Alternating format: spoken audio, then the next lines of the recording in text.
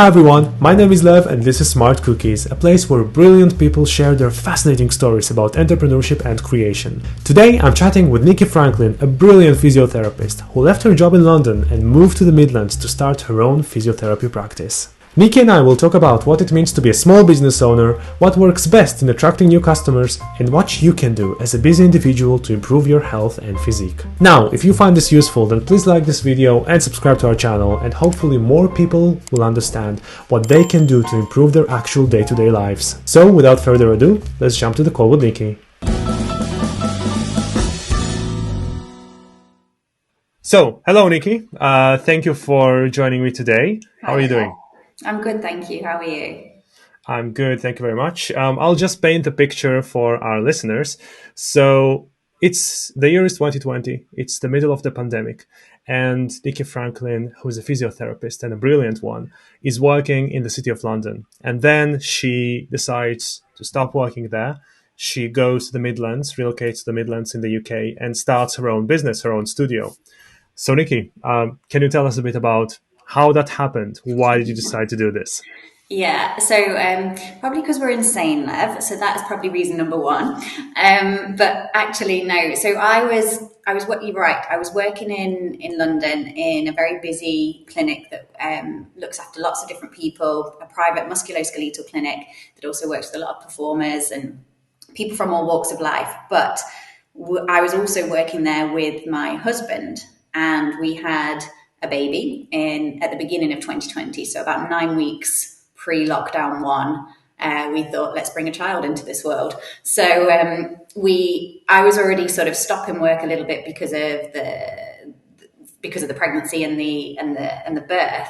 But Kieran was still working. My husband Kieran was still working there in the clinic that I also was part of, and I think many reasons. One, once you start a family, I think there's a pull to bring you perhaps closer to your roots, which is the Midlands for us. We're both from there originally. We have family here.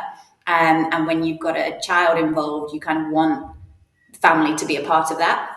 But it also, we'd spent the last few years working together, but for somebody else. And realized we could work together, and our skill sets worked quite well and bounced quite well off of each other. And at that point you start to think, well, it's probably time to do this for ourselves now, together but closer to home with a family that we're about to raise. So I think there was a couple of reasons that nudged it. It was a bit of a risk, obviously. Then the world went mental and we did go into a global pandemic, which meant, we didn't really know how it was going to play out in terms of a new business setup, but we have no regrets, actually. We've been very, very fortunate that it's taken well, just over 12 months in.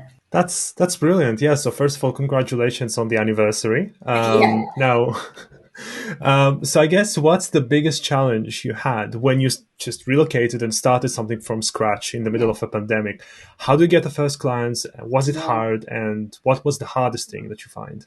I think, that was probably quite scary because we'd spent 15 years of our careers in London. So we were known by GPs, we were known by referring surgeons, other people that would refer clients to us. We had a network of people that knew who we were and wanted to send clients to us, but they were London based, and we were moving to the middle of the country where their clients are nowhere near. So we had to sort of build that network from scratch, and doing that when the world was not normal is quite tricky, because normally you'd write to a consultant or write to a doctor, invite them for dinner or a coffee, meet them in person, which is a much nicer way to engage with someone for an initial meet, so that they can get a sense of what you guys do and you can get a sense of what type of clients they're working with, and then the relationships form.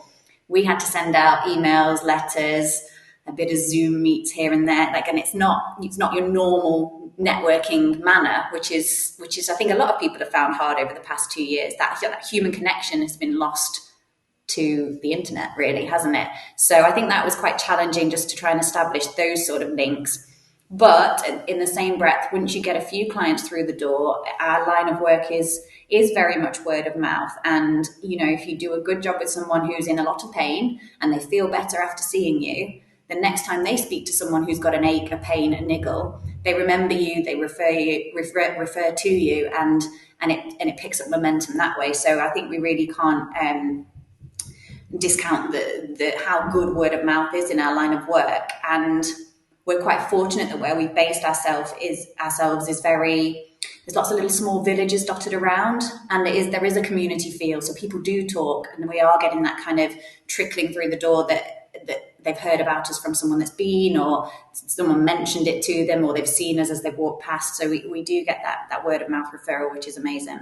That's brilliant. Yeah, I think that word of mouth is the strongest kind of way to acquire new customers, no matter the business. The business can be a physical place, a studio, and it can be even a digital business. It doesn't really matter. Word of mouth works absolutely best. Okay, now I also know that you do quite a lot of extracurricular activities, like you work with universities and you give talks in charities and organizations. Could you tell us a bit more about that? What kind of stuff do you do there? Why? What's your motivation? I think where we worked in London, it was a very heavy focus on performance physio. So we worked with professional dancers, professional actors, singers, and high level kind of athletes, really, who need to be better as of yesterday. You know, they haven't got weeks and weeks to just sit on an injury and hope that it gets better. They need to be back at work ASAP. And I think Kieran and I both feel that anyone can benefit from that type of rehab approach. Like, nobody's got time to be injured. Nobody wants to be in pain for longer. So I think trying to be able to spread out our work to wider populations and other areas is very, very key. So I've been doing some talks with some hypermobility charities. And we also work with a performing arts college up here in Birmingham now as well, which has allowed us to continue some of that performance side of the work that we do, which can be very useful because you're accessing people at the early stage of their performance career. So you can educate youngsters as they're about to start a professional career that is high level activity, and you can really work with them so that they're more aware of their bodies, they understand their injuries, or perhaps they don't even get to that injury point because you've educated them in those early phases. So yeah, there's a lot of different work that we're doing outside of just the clinic work as well. Okay, that's brilliant. And for anyone listening and who works at a university or at an organization, I think you should reach out to Nikki for that kind of activity. It's very beneficial. Now, I think you're also have a specialty in voice physio. Is that correct? That's correct. So we were really lucky to be able to learn that at the clinic where we worked in London, because of the type of clients that were coming through the door. A lot of them were West End performers, opera singers, pop singers, or people that just use their voice professionally, barristers, school teachers, fitness instructors who are having to give instruction all day with their voice. And the voice is very much the larynx is a joint surrounded by muscles. And I think a lot of people don't think of it as that when they're using their voice day in, day out. And because of that, those muscles can get tight. The joint doesn't move as freely. And as a result of that, your vocal folds don't come together as efficiently as you want to get good quality sound out. So what you sometimes find is people are coming in complaining of loss of range, their voice is cutting out by the end of the week, it's really tired, it's a lot of effort. And actually there's a lot of work you can do for those muscles and that joint to make that much easier.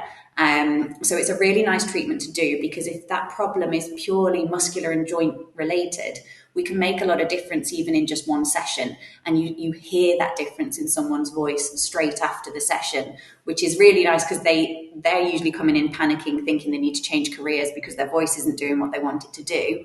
And after a session, you can really hear the difference, and they're so relieved, it's a really rewarding treatment to do as a result of that. Okay, so basically, any barristers who want to send more clients free, any salespeople who want to sell more, and especially singers and dancers, not dancers, just singers, if you want to improve your work, do look into physiotherapy for the voice specifically. Now, would you say it's something that has to be done in person, or can it be done remotely, online, There's a large element of it that is very hands-on when we do our in-person sessions. That said, I have certainly seen some vocal clients over the internet in the last 2 years because of the way of the world. And also because the way the voice works, it is a full body approach. So you can assess someone's neck, shoulders, posture, other things that are happening in their body, which can have a direct link on why that might become tight, why that might become problematic with their voice. So there's a lot of things that you can do at arm's length. But the main part of the treatment, yes, you can get a lot of good relief from what we do with the hands-on stuff, which is quite invasive and it's not the most comfortable thing to have treated. But like I said, you can really hear the difference straight afterwards. But even when people come in for the hands-on stuff, we will always send them away with some homework that might be linked to their posture, some areas of tension, perhaps how they're supporting their voice. We also are very lucky to work with some great clinicians up here that work with vocal coaching, singing teachers, speech and language therapists. It's not just us that can help the voice. It's a nice team approach. And we've managed to really find that network up here quite early, which we're very lucky and grateful to have done. We've got a great Pilates teacher up here that we work closely with that can help with some of that postural education. So there's a real team effort with the voice, and it's never just one thing. It's usually multifactored that could be leading to the point where you're getting vocal issues. So yeah, I think that there's a good amount we can do in person, but there's lots that we can do from further afield as well. Okay, that's good to know. Now, people in the office, they often struggle with different kinds of injuries. So what would you recommend, or maybe not recommend, the opposite, recommend against using in a healthy, nice office environment? Like, I know there is a hype with some special keyboards and maybe a special mouse or something, but do you think it's worth the hype, or is it just Do you know what worthless? most of the research at the moment now is supporting movement, and that any movement is better than no movement. So the body is robust, it can withstand a lot. And so if that means you've got to sit for long periods, it can tolerate it up to a point. But what it needs you to do is move more little and often. It's those prolonged static postures that it gets quite grumpy about. And that's when people start to feel their necks or their jaws or their back. So you can get quite pedantic with perfect chairs, perfect desk setups. But actually, I just tend to tell my clients every 45 minutes to an hour, stand your butt up, walk around your table, roll your shoulders back, maybe just do some gentle rotations in your chair so that you're not completely static at work the entire time. So, and it's hard when you're busy because we get so in the zone with our work. Hours have passed and you realize, oh my gosh, I haven't moved a muscle other than my little fingers to type an email. But actually, even if you have to set a timer on your screen that says move now, that's worth doing more regularly throughout your day, and then maybe trying to factor in a bit of time for exercise throughout your week where you maintain some good muscle strength, you move your joints, you get your heart rate elevated. That can really help counter those long days sat down if that's what your line of work involves. Okay, I'm just going to remind to our listeners that if you like what you hear and you find value in this video or podcast, then please do like and subscribe, because that's how you can tell YouTube and Spotify and others that this content is valuable and worth something. So if you like what you're hearing and you want more of it, then please do those actions. It will really help.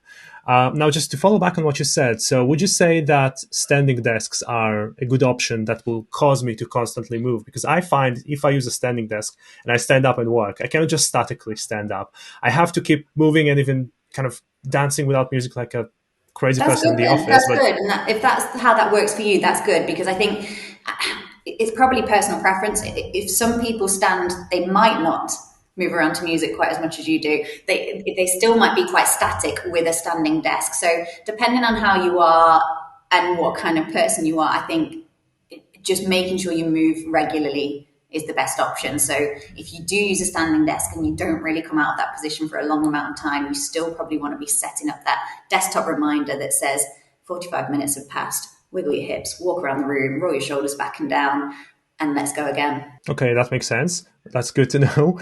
Now, say, I'm a founder of a startup, right? Or I'm just a very busy person in general. I don't have time for anything, yet I want to be healthier. I want to take care of my health, and I want to do it with minimal time investment. Mm-hmm. Now, there are so many options today of what I can do. I can do maybe dumbbells. I can go to the gym. I can do Pilates. I can do something else.